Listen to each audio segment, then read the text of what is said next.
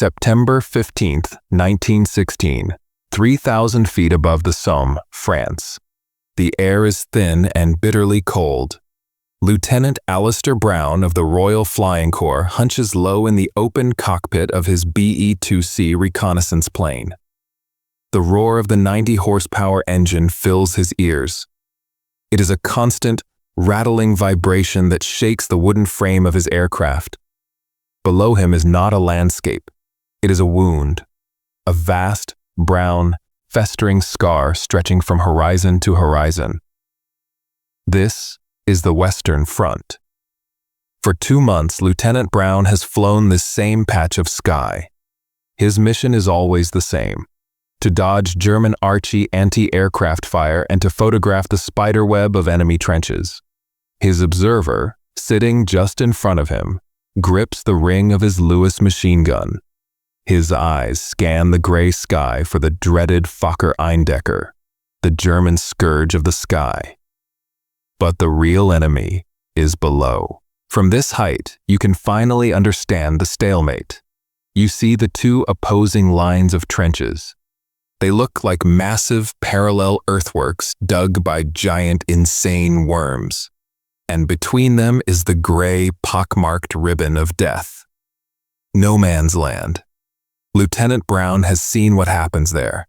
He has flown low, his observer firing into the German positions, while below him, thousands of tiny figures in khaki uniforms climbed over the top. He watched them as they tried to cross that narrow band of mud. He watched as the German machine guns opened up, and those tiny figures simply vanished, erased, cut down in neat, tidy rows, like wheat falling to a scythe. This was the great, unsolvable problem of 1916. The generals called it the Big Push, the Battle of the Somme.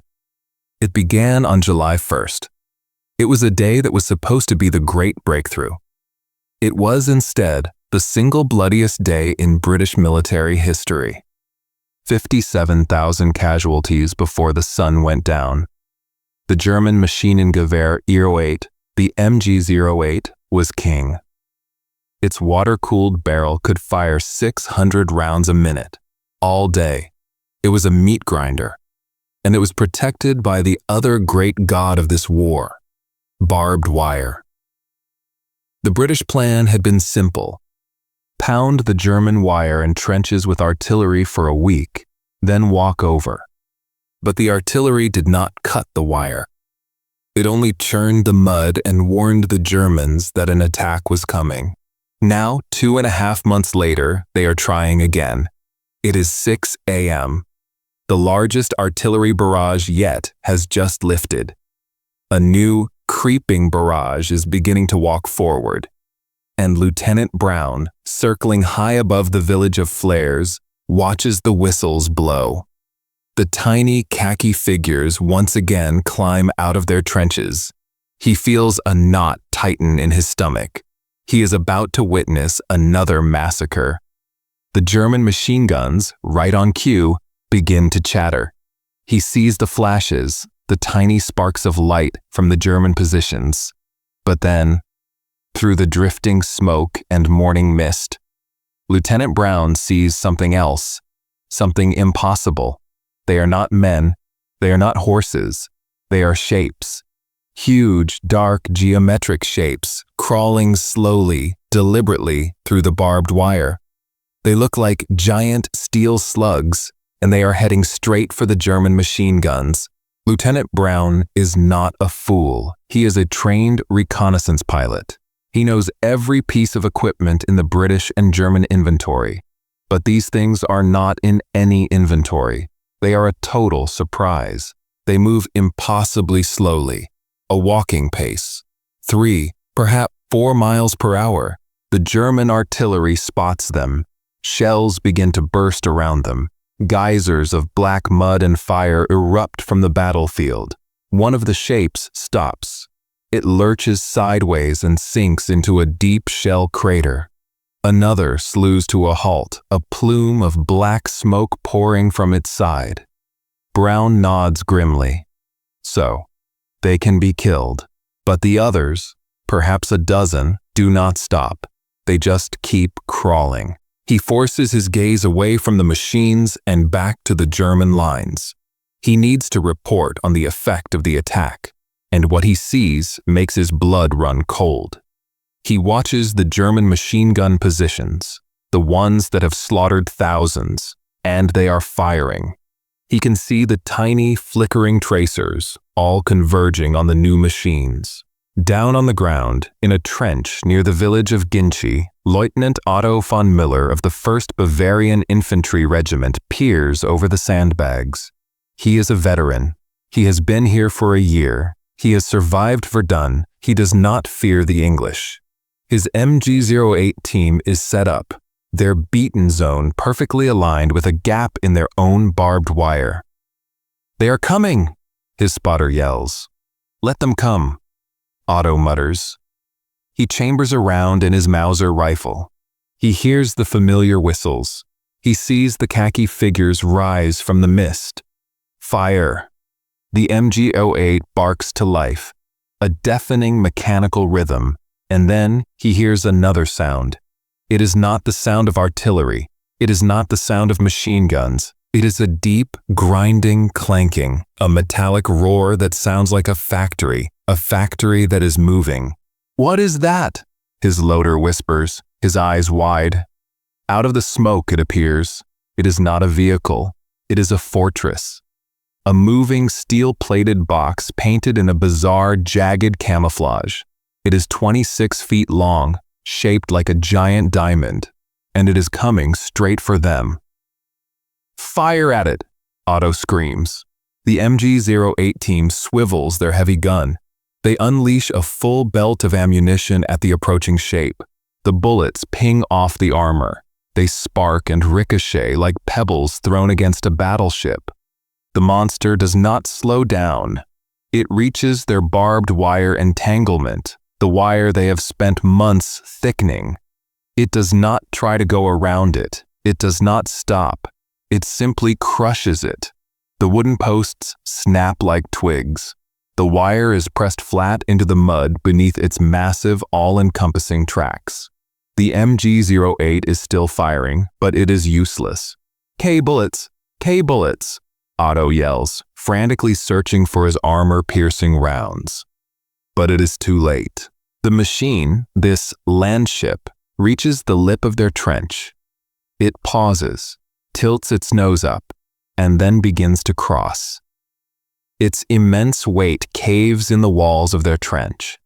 A side hatch opens, and a Vickers machine gun fires down into the trench. Lieutenant von Müller does not see the bullets. He only sees the panic. Men, hardened veterans of Verdun, are screaming. They are throwing down their rifles, scrambling over each other, trying to get away. They are not running from soldiers. They are running from this. One of his men, a young private, looks at Otto, his face white with terror. "Der Teufel kommt! The devil is coming!" 3,000 feet above, Lieutenant Brown sees this scene repeated all along the line. He sees, for the first time in this war, German soldiers abandoning their machine guns while under attack. They are running, not a tactical retreat. They are fleeing in terror. This is impossible. He banks his BE-2C, motioning for his observer to hold on. He is going lower. He has to see what is happening on the High Street of Flers. Lieutenant Brown pushes the stick forward and the BE-2C angles down. The ground rushes up to meet him. The roar of the 90-horsepower engine is now joined by the sharp, metallic thump of German Archie anti-aircraft shells exploding in black puffs nearby. He ignores them. Rifle fire from the ground zips through the fabric of his wings. He ignores that, too. He must see. The battlefield transforms from an abstract map of mud-colored lines into a terrifying, intimate reality. He sees the British Tommies advancing, but not as he has seen them before. They are not walking slowly, heads down, into a wall of lead. They are running. They are cheering. They are advancing in small groups, clustered behind the crawling steel monsters, using them as mobile shields.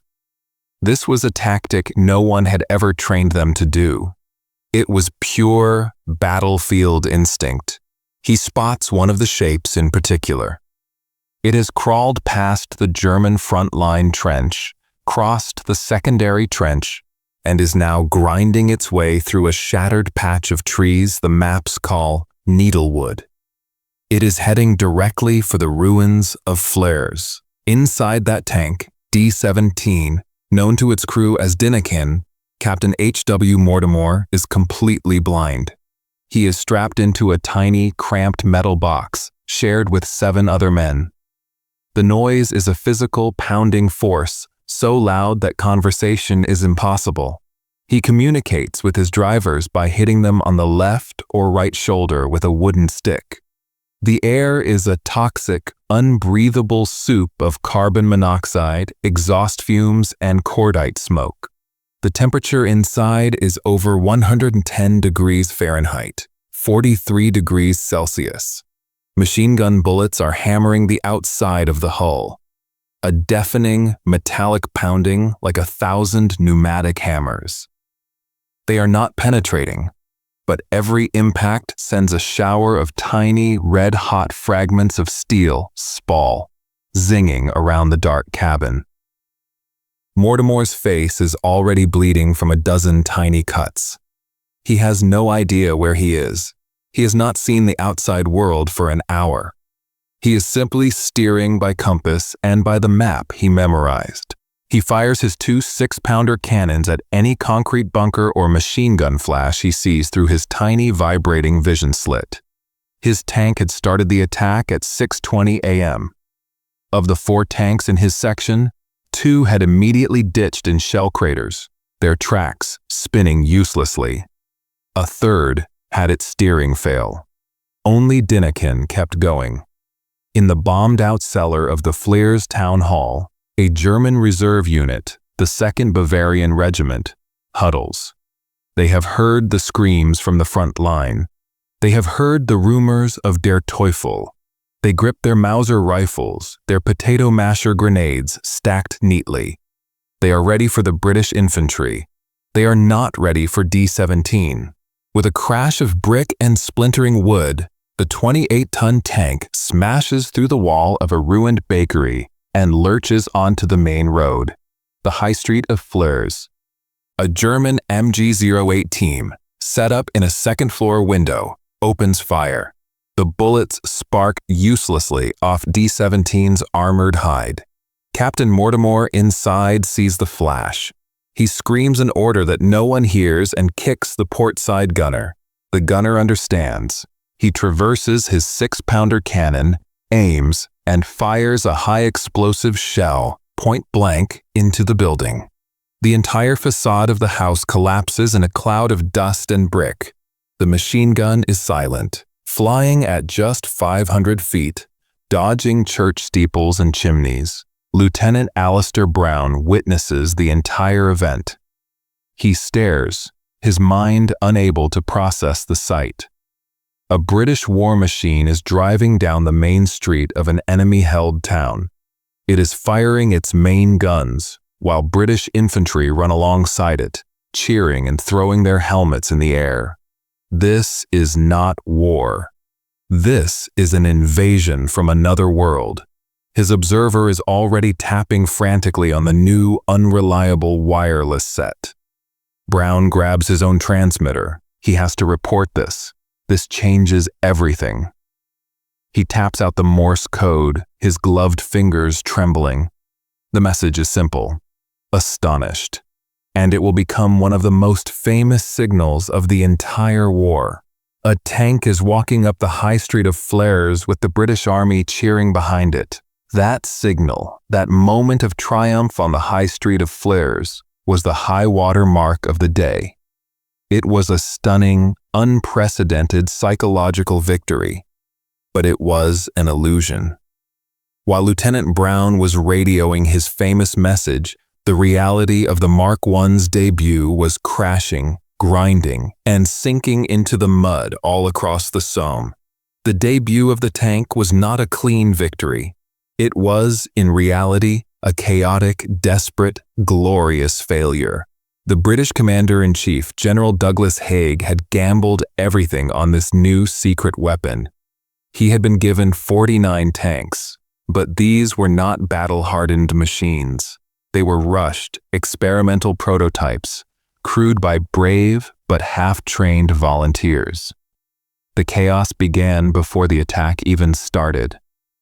17 of the 49 tanks broke down before they even reached the British front line. Their primitive transmissions failed. Their engines, built for farm tractors, overheated and died. Only 32 tanks were at the starting line at 6:20 a.m., and as the attack progressed, they continued to fail. They did not fail because of German cannons.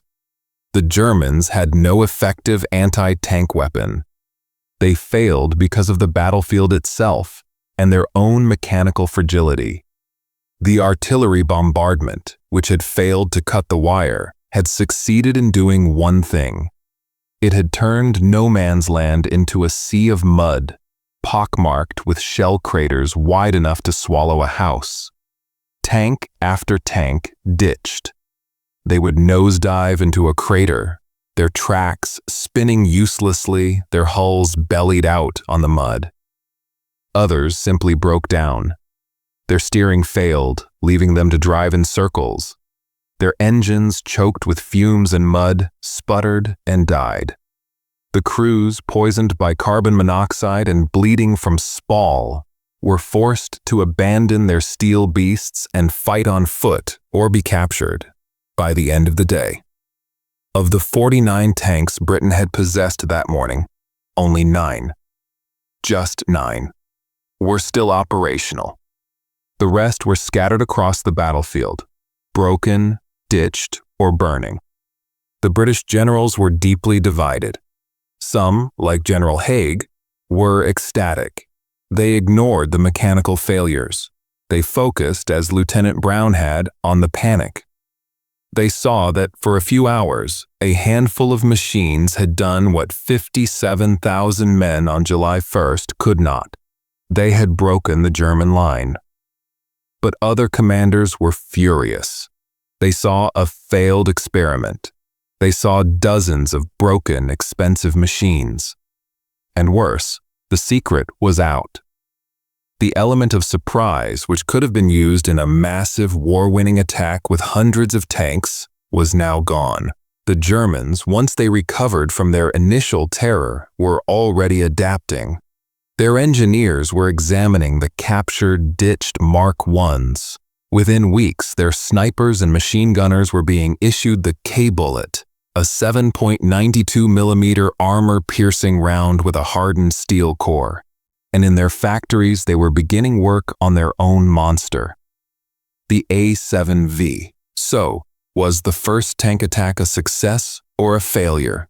The answer is both. As a military operation, it was a limited success. It captured the village of Flers, but it did not win the Battle of the Somme.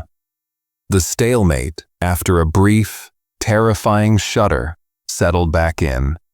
But as a concept, as an idea, it was one of the most important victories in human history. On September 14, 1916, the master of the battlefield was the machine gun, and the king was the barbed wire. On September 15, 1916, the world changed.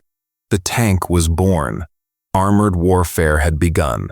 It was the first chapter in a story of steel and thunder that would lead directly to the panzers of the Blitzkrieg, the T-34s of Stalingrad, the Tigers of Kursk, and the high-tech Abrams and Leopards that rule the battlefield today.